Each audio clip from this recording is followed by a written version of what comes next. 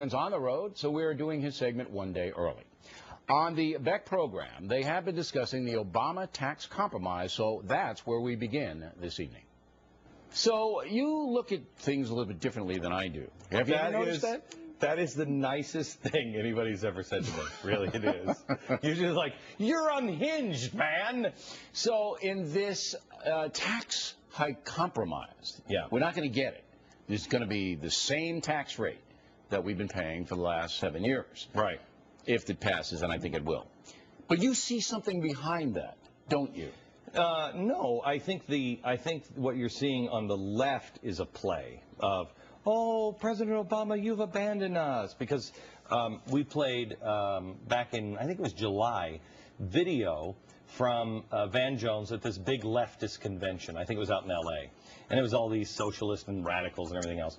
And he was talking, he said about two things. He said, listen, the president is committed to your agenda, but you're going to have to force him to do the things that he knows he has to do. Well, how can you be committed and you have to force somebody? Because he knows the American people don't want it. So you force them.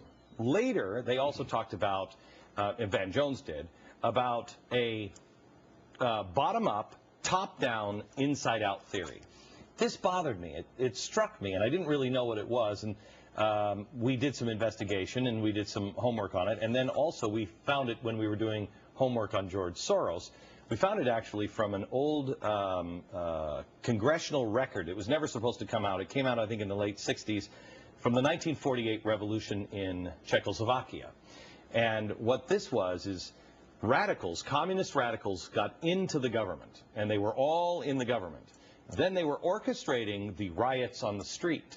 So the average person in Czechoslovakia felt unsettled. They didn't know what to do, and they reached out and said, help us, stop this.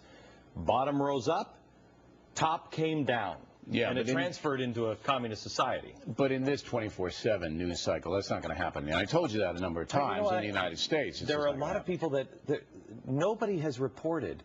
Nobody, Bill. Fox is the closest thing. There are so many radicals and communists that are on record. There's Trumpka that is talking about this kind of stuff. There are all of these radicals talking about it, and no one will cover it. I don't see a big difference now and 30 years ago. There have always been communists. There have always been people. Wait. You're right. In the 1960s, what you're preparing for now is 1968. But you have the Obama administration. But I don't think he's got the heart for it. I don't think he's got the heart for it, Barack Obama.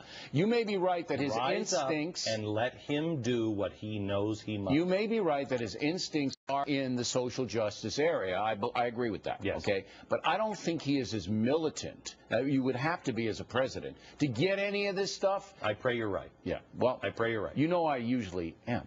So your prayers may be answered. I don't know. Yeah. I think between the two of us, I mean, really, seriously. No, really. Has the world come my way or your way? Has the world? Has the world. I've talked about the riots in Europe a year before. Talked about you are a seer. You're kind of like... See, now he's mocking. Now he's mocking. And but I want you to make have to destroy him now, too. Soros has tried to destroy him. Oh, I know he has. I know, but for years. We're still here. That's what gives me hope. You know, this is year 14. Yeah, still here. I know. As a seer, what people are most concerned about... Give me your palm. Let me read your hand. No, I'm not going to let you touch me. That's never going to happen.